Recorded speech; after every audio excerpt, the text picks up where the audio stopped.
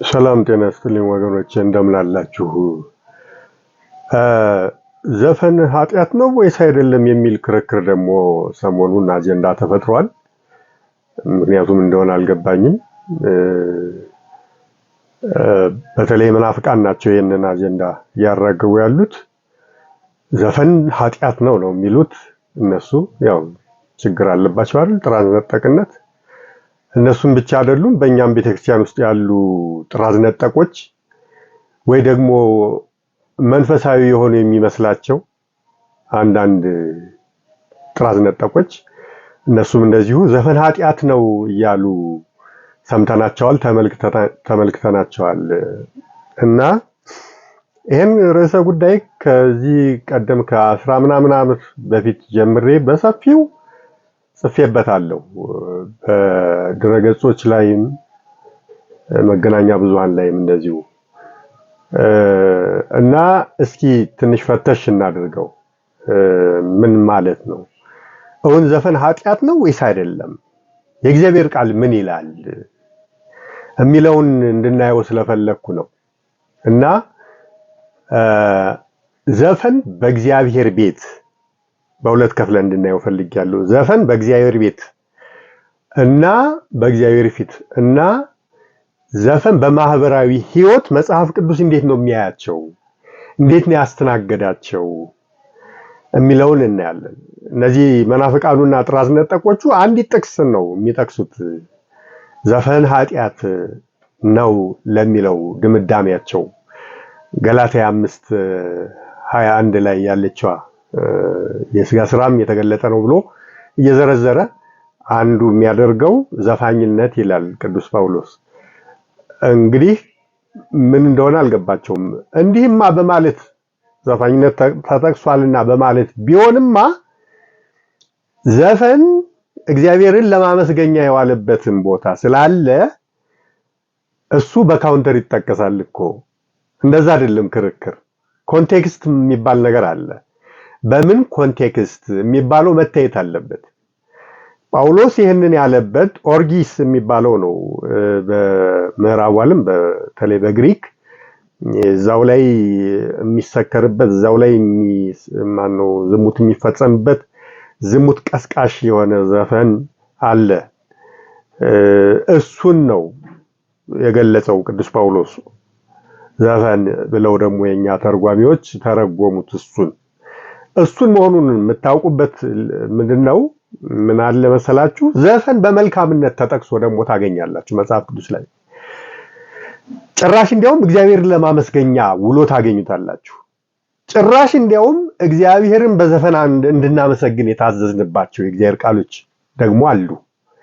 ስለዚህ ዘፈን የተባለ ሁሉ ኃጢአት ነው ማለት አይደለም ማለት ነው። ምንድነው የሚወስነው? እንቅስቃሴው ዝሙት ቀስቃሽ ከሆነ መልእክቱም ጭምር።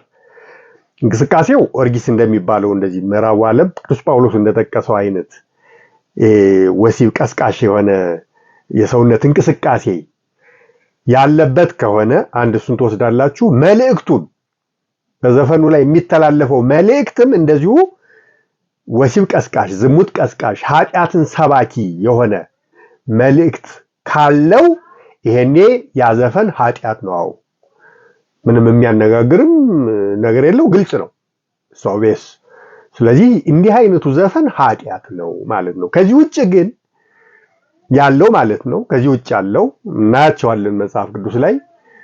ለምሳሌ ስለ ሀገር ፍቅር፣ ስለ ወገን ፍቅር፣ ስለ ሰላም፣ ፎርዛት ማተር ስለ አርበኝነትም ሊሆን ይችላል።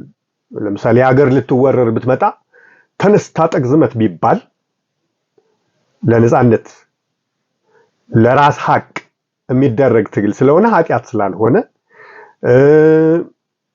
ስለ እውነተኛ ፍቅርም ቢሆን ራሱ ስለ እውነተኛ ፍቅርና መዋደድ፣ ምክንያቱም በቃላት ክብር እንድንገላለጥ ፍቅር እንድንገላለጥ ስለታዘዝን በዜማም መሆኑ የሚያመጣው ለውጥ ስለሌለ እውነተኛ ለሆነ ፍቅር ነው የምላችሁ። በማህበራዊ ህይወት ብዙ ነገሮች አሉ አይደል? ስለ ታላቅን ስለማክበር ሊሆን ይችላል። እናት አባትን ስለማክበር ሊሆን ይችላል። እነዚህ ስነ ምግባራዊ የሆኑ ጉዳዮች በዘፈን ቢሰሩ በዘፈን ቢቀነቀኑ እነኚህ ጽድቅ እንጂ ኃጢአት በፍጹም በምንም ታምር አይደሉም። በምንም ታምር አይደሉም። ጥራዝ ነጠቆቹ ሊረዱት ያልቻሉት ይሄንን ነው። አሁን በመጽሐፍ ቅዱስ እናስደግፈው፣ በእግዚአብሔር ቃል እናስደግፈው። መጀመሪያ ዘፈን በእግዚአብሔር ፊት እንዴት ይታያል የሚለውን እንይ። መዝሙር 149 ቁጥር 2 ላይ ምን ይላል መሰላችሁ? እስራኤል በፈጣሪው ደስ ይበለው፣ የጽዮንም ልጆች በንጉሳቸው ሐሴትን ያድርጉ። ልብ በሉ። አሁን ስሙን በዘፈን ያመስግኑ፣ በከበሮና በመሰንቆም ይዘምሩለት። መዝሙር 149 ቁጥር 2 ነው ያልኳችሁ። ምን አለ? ስሙን በዘፈን ያመስግኑ። እንግዲህ ዘፈን በጅምላ በቃ ነገሮችን ኢን ብላክ ኤንድ ዋይት የሚያዩ እንደ ጋሪ ፈረስ አንድ አቅጣጫ ብቻ የሚመለከቱት መናፍቃኑና የኞቹም ጥራዝ ነጠቆቹ ይሄን ጥቅስ ምን ሊሉት ነው ታዲያ? አሁን በዘፈን ስሙን ያመስግኑ አለ የእግዚአብሔር ቃል። እነሱ ግን ዘፈን ኃጢአት ነው ብለዋል። አያችሁ ኮንቴክስት እንደማይረዱ። አንድ ይሄን ውሰዱ። ሁለተኛ መዝሙር 150 ላይ እንዳለ ማኑ 6 ቁጥር ናት። ላንብባት፣ ስሙት። ሃሌሉያ! እግዚአብሔርን በመቅደሱ አመስግኑት፣ በኃይሉ ጠፈር አመስግኑት፣ በችሎቱ አመስግኑት፣ በታላቅነቱ አመስግኑት፣ በታላቅነቱ ብዛት አመስግኑት፣ በመለከት ድምፅ አመስግኑት፣ በበገናና በመሰንቆ አመስግኑት፣ በከበሮና በዘፈን አመስግኑት። ልብ እያላችሁ ነው። በከበሮና ማንን? እግዚአብሔርን አመስግኑት። ድምፀ መልካም በሆነ ጸናጽል አመስግኑት፣ እልልታ ባለው ጸናጽልም አመስግኑት። እስትንፋስ ያለው ሁሉ እግዚአብሔርን ያመስግን ይላል። እዚህ ላይ ወሰድናት ምንድነው? በከበሮና በዘፈን አመስግኑት።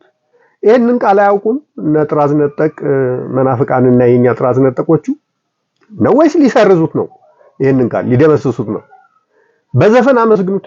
እናቶቻችንና ጎረምሶች ታዲያ የጥምቀት ዕለት ሆ እያሉ በዘፈን እግዚአብሔርን የሚያመስግኑት ኃጢአት እየሰሩ ነበር እንደሚመስላችሁ? የተከለከለን ነገር እየፈጸሙ ነበር እንደሚመስላችሁ? ይሄ እንዳይደንቃችሁ ቅዱስ ዳዊትም ታቦተ ጽዮንን ወይም የእግዚአብሔርን ታቦት ከአቢናዳብ ቤት ወደ ቤተልሔም በሚያመጡበት ሰዓት በእግዚአብሔር ታቦት ፊት እየዘለለ ልብሱ እስኪወልቅ ድረስ እየዘለለ ይዘፍን እንደነበረ እግዚአብሔር ቃል ይነግረናል። ዳዊትም በሙሉ ኃይሉ በእግዚአብሔር ፊት ይዘፍን ነበር። ዳዊትም የበፍታ ኤፉድ ለብሶ ነበር። ይሄ የበፍታ ኤፉድ እስኪወልቅ ድረስ እየዘለለ እየጨፈረ እየዘፈነ ለእግዚአብሔር ክብር ይሰጥ ነበር፣ እግዚአብሔርን ያመሰግን ነበር። ይሄን የነቀፈች ሜሊኮል፣ የሳኦል ልጅ ሜሊኮል እንደዛሬዎቹ ይሄን የሚነቅፉ ማለት ነው። አሁን በጥምቀት እናቶቻችን ጎረምሶች ለምን ይዘፍናሉ እያሉ እንደሚነቅፉት ማለት ነው። የነቀፈችው በልቧ ናቀችው ዳዊት እንዲህ በማድረጉ እዚሁ ጥቅስ ላይ ታገኙታላችሁ። ናቀችው ይላል። እግዚአብሔር እንዲህ በማድረጓ ቀሰፋት፣ እስክትሞት ድረስ ማህፀኗን ዘግቶ ልጅ እንዳትወልድ አደረጋት። አያችሁ አይደል? እግዚአብሔር ግን ከበረበት፣ በእግዚአብሔር ፊት ተወደደበት። እግዚአብሔር አመሰገነው፣ አከበረው፣ አደነቀው። ባለሟሌ አለው፣ እንደ ልቤ አለው። ቅዱስ ዳዊት ከበረበት ይሄን በማድረጉ። በዘፈን ልብ በሉ እግዚአብሔርን በማመስገኑ። ኃጢአት ቢሆን እግዚአብሔር እንዴት ሊቀበለው ቻለ የዳዊትን ዘፈን? ከላይስ ደግሞ እንዴት በዘፈን አመስግኑት ተብለን ልንታዘዝ ቻልን? ዘፈን ኃጢአት ቢሆን። ስለዚህ ኮንቴክስት አለው ማለት ነው። አያችሁ፣ አውድ አለው። ዘፈን ኃጢአት የሚሆነው መቼ ነው? የማይሆነውስ መቼ ነው የሚለው ይወስነዋል ማለት ነው። ኤቭሪቲንግ እኮ በአውድ በኮንቴክስት ነው እኮ የሚተረጎመው አይደል እንዴ? ቢላን አሁን ጎጂ ነው ብለን ልንለው አንችልም። ጥፋት ከፈጸምንበት አዎ ጎጂ ነው፣ የሰው ነፍስ ሊያጠፋ ይችላል። መልካም ስራ ከሰራንበት ደግሞ ስራ የሚያቀል ነው፣ ኑሯችንን የሚያቀል ነው፣ ስራችንን የሚያቀል ነው፣ የሚጠቅመን የስራ መሳሪያ ነው። ኤቭሪቲንግ እንዲያደርጋችሁ ነው መረዳት ያለባችሁ እንጂ በራሱ ኃጢአት ሊሆን አይችልም። አሁን ወሲብ አለ አይደል? ወሲብ ኃጢአት የሚሆንበት ሰዓት አለ። እንደገና ደግሞ የተቀደሰ ተግባር የሚሆንበት ደግሞ መኝታው ጋብቻ ቅዱስ መኝታውም ንጹህ ነው እንዳለው ቅዱስ ጳውሎስ የተቀደሰ ተግባር ደግሞ የሚሆንበት ሰዓት አለ እና እንደ አውዱ ይተረጎማል እንጂ ደናቆርቱ እነዚህ ጥራዝ ነጠቆቹ እንደሚሉት አይ ዘፈን ኃጢአት ተብሏል ሌላስ ቦታ ይሄው ውስጥ ጥቅስ የዲውደቅ እና አውድ አለው። ዝም ብሎ እንደ ጋሪ ፈረስ አንድ አቅጣጫ አይታይም ነው የምላችሁ። እነዚህን እሺ አንድ ሊጨምር በእግዚአብሔር ፊት የሚለውን እግዚአብሔር የኤርትራን ባህር እስራኤላውያንን ከፍሎ ባሻገረ ጊዜ የአሮን እህት ማርያም ከበሮ ምንድነው የሚባላል አስረሽ ምችው የሚባል አባባል ያኔ ነው። ዛሬ ዘፋኞቹ አማርኛ የማይችሉ የማያውቁ ዘፋኞች አስረሽ ምችው የሚሉት ማለት ነው። አስረሽ ምችው ማለት ከፍ አድርገሽ ማለት ነው። ከበሮውን ከፍ አድርገሽ ምችው ማለት ነው እና በጣም በስሜት በኃይል ማለት ነው ትርጉሙ። እንደዛ እያደረገች በዘፈን እግዚአብሔርን ከሌሎች ሴቶች ጋር ሆና አመስግናዋለች። የኤርትራን ባህር ከፍላ ያስቻገርከን እያለች በምን በዘፈን ምንድነው የሚለው ቃሉ?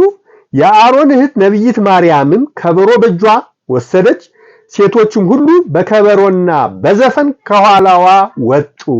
በምን በዘፈን። በኋላም እንዲያውም ጭራሽ ቅድም በጠቀስኩላችሁ ጥቅሶች በዘፈን እግዚአብሔርን እንድናመሰግን ታዘናል። እሷ ግን አስቀድማ በዘፈን አመስግናለች። በዚህም ተባረኩበት እንጂ አልተነቀፉበትም፣ አልተቀሰፉበትም፣ አልተተቹበትም በእግዚአብሔር ዘንድ። እየገባችሁ ነው? እንግዲህ ይሄን በእግዚአብሔር ፊት አልን አይደል? በእግዚአብሔር ፊት አልን።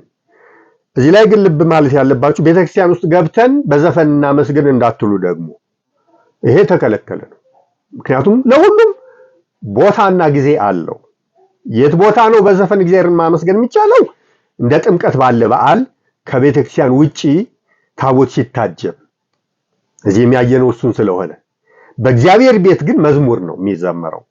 መዝሙሩም ራሱ ስሜት ቀስቃሽ እንዲሆን አይፈቀድም፣ ቦታው ስላልሆነ የተመጠነ የተቆጠበ ነው እና አባቶቻችንን ከዚህ ቀደም ነግሬያቸዋለሁ ደጋግሜ። ማህሌቱ ወረብ ቸብቸቦ ሲመጣ ወዲያው ያስቆሟል። ላመል ያህል ትባልና ያስቆሟታል እንጂ እንደፈለገ ዛሬ እንደሚደረገው ማህሌት የጽጌ ብለው ይሄ ጎረምሳ ወጠጤው ሁሉ ወጠጤ እስኪሸት ድረስ እየዘለለ እየፈነጠዘ ቤተክርስቲያንን ቅርናት እንዲሸት እስኪያረጉ ድረስ የሚዘሉበት ይሄ ጭፈራ ጥማታቸውን የሚወጡበት ፈጽሞ የተከለከለ ነው ቤተክርስቲያን ውስጥ እና ቦታና ጊዜ አለው ለሁሉም።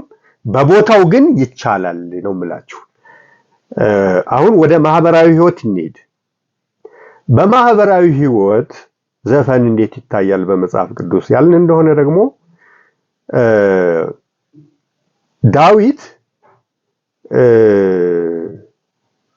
ሳማነው ጎልያድን ገድሎ እስራኤልን ከአፍረት ከመሸማቀቅ ከጥቃት በታደገ ጊዜ የእስራኤል ቆነጃጅት ምን እያሉ ዘፈኑ ነው የሚለው የእግዚአብሔር ቃል። ሴቶቹን ሳኦልን 1000 ገዳይ ዳዊትን ግን 1000 ገዳይ እያሉ እየተቀባበሉ ይዘፍኑ ነበር። አንደኛ ሳሙኤል ምዕራፍ 18 ቁጥር 7 ላይ አያችሁ። ሳኦል 1000 ገዳይ ዳዊት 1000 ገዳይ እያሉ ያወድሱት ነበር በዘፈን ዛሬ እንደብናወድሰው ማወድስም ፈልገውን ሰው ማለት ነው። እና ይሄን በማድረጋቸው ኃጢአት ሰራችሁ አልተባሉ። በቃ ጀግና ነው፣ ጀግና መወደስ አለበት፣ አወደሱት አለቀ። በምን በዘፈን ተገቢ ስለሆነ ለምን አደረጋችሁ አልተባሉ፣ አለቀ። የዳዊት ልጅ ሰሎሞን ተቀብቶ በነገሰ ጊዜም ደግሞ ህዝቡ ሁሉ እርሱን ተከትለው ወጡ። ህዝቡም ዘፈን ይዘፍኑ ነበር፣ በታላቅም ደስታ ደስ አላቸው። ከጩኸታቸውም የተነሳ ምድሪቱ ተናወጠች። ከዘፈናቸው ማን? የዳዊት ልጅ ሰሎሞን ተቀብቶ በነገሰ ጊዜ ደስታ ባደረጉ ጊዜ ማለት ነው። ማህበራዊ ህይወት ላይ ዘፈን እንዴት እንደሚታይ የእግዚአብሔር ቃል መስመር ሲያሰምር ነው። አይገባቸውም እንጂ እነዚህ ደናቁርቱና ጥራዝ ነጠቆቹ በዘፈን በቃ ደስታቸውን ገለጹ። አለቀ። ንጉስ አገኙ፣ ሰሎሞንን የሚያህል ንጉስ፣ በዛ እየዘፈኑ ደስታቸውን ገለጡ። ሌላ እንጥቀስ። ጌታ በምሳሌ ስለጠፋው ልጅ ሲናገር ሁለት ልጆች አሉት፣ ታላቅና ታናሽ። ታላቅየው ገበሬ ነው፣ ታታሪ ነው፣ ሰራተኛ ነው። ታናሽየው ደግሞ ዱርዬ ነው። የአባቱን ሀብት በቃ ከጋለሞታ ጋር በመማገጥ ምን በማለት ጨረሰ። ኋላም ደግሞ ጠፍቶ ሄደ።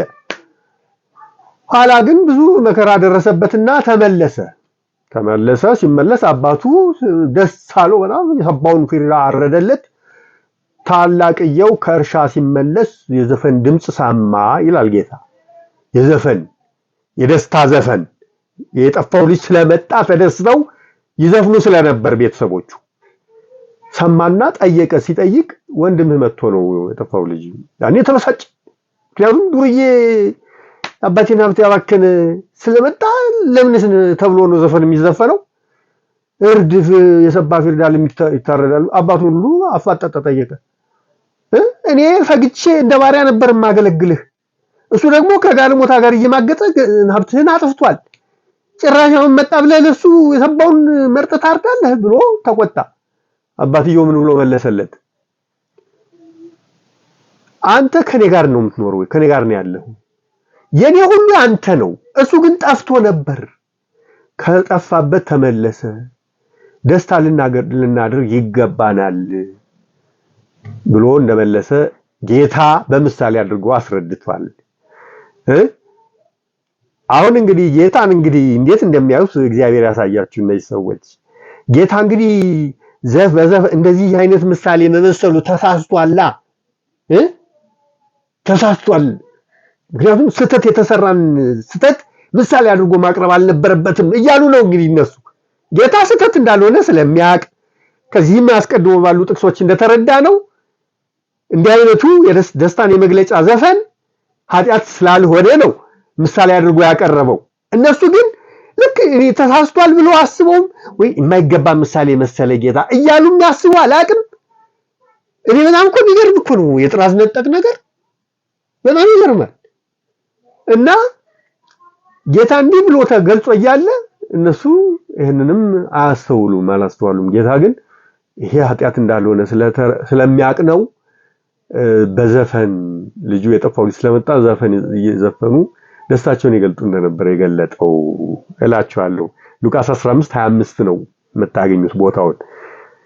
እና እነኚህ ናቸው እንግዲህ በማህበራዊ ህይወት ያሉትም እና እነ ጥራዝ ነጠቅ መናፍቃን ያው ባህሪያቸው ነው። የጠፉበትም ምክንያት ጥራዝ ነጠቅነታቸው ነው። ለጥፋት ወደ 30,000 ዲኖሚኔሽኖች ሁሉ በየቀኑ እኮ ነው። አንዱ ካንዱ ይወጣና ሌላ ቸርች ይከፍታል። ያ ደግሞ ሌላ ችግራቸው ነው፣ ደውያቸው፣ የህሊና ደውያቸው ነው ጥራዝ ነጠቅነት። በእነሱ አልፈርድም፣ በእኛ ጥራዝ ነጠቆች ነው አሁን የምፈርደው። ደምድመው ደግሞ በቃ እንዳው እሺ እነዚህ ሁሉ የእግዚአብሔር ቃል የተጥሏቸው ነው። ይኸውላችሁ ክርስትና በኦርቶዶክሳዊ ተዋሕዶ ቤተክርስቲያን ክርስትና ሁለት መንገዶች አሉት። ሁለት መንገዶች ለአማኞች ሁለት መንገዶች ነው ያሉት። እነማን ናቸው? በዓለም የሚኖሩ ክርስቲያኖች አሉ፣ ህጋውያን የሚባሉት። በበረሃ በገዳም የሚኖሩ አሉ፣ መናንያን፣ ሁሉን ጥለው የተከተሉት። ለነሱ የተከለከለ ለኛ የተፈቀደ፣ ለኛ የተፈቀደ ለነሱ የተከለከለ ብዙ ነገር አለ። አሁን ችግራቸው እነዚህ ጥራዝ ነጠቆቹ ለመናንያን የተከለከለውን አጠቃላይ ለምዕመናን እንደተከለከለ አድርገው ያቀርባሉ። ይገርማቸዋል። ለመናንያን አይደለም ዘፈን ምግብ እንኳን እኛ የምንበላውን እንዳይበሉ የተከለከሉ ናቸው። ሁሉን ጥለው የተከተሉት ስለሆኑ እኛ የምንበላውን ስጋ ምን ላም የጣመ እነሱ እንዲበሉ አይፈቀድም። ምንና ስለሆነ ህይወታቸው የነሱ መንገድ የተለየ ነው። ሁሉን ጥለው የተከተሉ ስለሆኑ እኛ አግብተን መውለድ እንችላለን፣ ከሚስቶቻችን ጋር ተራክሞ መፈጸም እንችላለን። ለነሱ ግን ይሄ የተፈቀደ አይደለም። ሁለት መንገድ ነው ያለው ክርስትና። ለኛ የተፈቀደ ለነሱ የማይፈቀድ አለ። ለነሱ የተፈቀደ ለኛ የማይፈቀድ ደግሞ አለ። ጥብቅ ከባድ ትሩፋት ለምዕመናን የተፈቀደ አይደለም አቅማቸው ስላልሆነ፣ ለነሱ ግን የተፈቀደ ነው። እና እንዲህ አድርጋችሁ ተረዱ ባካችሁ ክርስትናን። በጥራዝ ነጠቅነት ተሳስታችሁ ሰውን አታሳስቱ። እኔ እንግዲህ ጥቅስ እየጠቀስኩ ነገርኳችሁ። ይሄን ሁሉ የእግዚአብሔር ቃል የት ልጥሉት ነው? እሺ። እና ደናቁርት እነ ጥራዝ ነጠቅ ባካችሁ አድቡ፣ አይምሮ ግዙ፣ ልብ ግዙ። ሶሻል ላይፍ የሚባለው ስለ ሶሻል ላይፍ የጠለቀ መረዳት ስለሌላችሁ ነው። እንግዲህ ሀገር የምትባል ሀገር አለች አይደል? ሀገር እንዴት ነው ህልውናዋ ተጠብቆ የሚኖረው? አሁን ለሀገር ጠላት ይመጣባታል አይደል? ዘራፍ ካልተባለ ውጣ ዝመትላት ተጋደልላት ካልተባለ ወንዱ ወንድነቱ ተቀስቅሶ እንዲዋጋ ካልተደረገ እንግዲህ ይህን ኃጢአት አላችሁት። ሀገር ግን ያለዚህ አትቆምም፣ ያለዚህ አትቆምም። ዘፈን እንደ ደም ማለት ነው ለሀገር፣ በደም ስሯ የሚዘዋወር ደም ማለት ነው። ዘፈን ስላችሁ ቅድም ያልኳችሁ ኃጢአት እና ርኩሰት የሚሰበክበትን አይደለም። መጽሐፍ ቅዱስ ላይ የተጠቀሰው አይነት ዘፈን ደስታ የሚገለጥበት፣ ጀግና የሚወደስበት እንደዚህ አይነት ዘፈኖች ማለት ነው። ስለ ሀገር ስለ ቤተክርስቲያን ሊሆን ይችላል፣ እግዚአብሔርንም ለማመስገንም ሊሆን ይችላል። መልካም ስነ ምግባርን ለመግለጥ፣ ስለ መዋደድ፣ ስለ መከባበር፣ ስለ ሰላም፣ ስለ ፍቅር፣ ስለ ስራ ትጋት፣ ስለ ቀጠሮ ማክበር ፎርዛት ማለት ኤቭሪቲንግ ግን ፖዚቲቭ ለሆነ ነገር የሚዘፈን ዘፈን ሳይዘፈን በዛ ስሜት ሳይቀሰቀስ የሰው ስሜት ሳይነቃቃ አገር የሚባል ነገር ሊቆም አይችልም። አገር የሚባል ማህበረሰብ የሚባል የማህበረሰብ ኮንስትራክሽን የሰዎች እንትን ምንድነው ስብስብ ሊኖር አይችልም ነው የምላችሁና የዚህን ያህል ጠልቃችሁ ማሰብ ስለማትችሉ ነው የምትሳሳቱት። እግዚአብሔር ግን የሚያደርገውን ስለሚያውቅ ነው በእነዚህ በጠቀስኳቸው አውድ ዘፈን ትክክል እንደሆነ ሊገልጽ የቻለውና አስፍታችሁ ለማሰብ ሞክሩ ለማለት ፈልጋለሁ። አመሰግናለሁ። ሼር፣ ኮፒ ሊንክ፣ ሪፖስት፣ ላይክ፣ ሰብስክራይብ ኤንድ ፎሎው እያደረጋችሁ እግዚአብሔር ይስጥልኝ።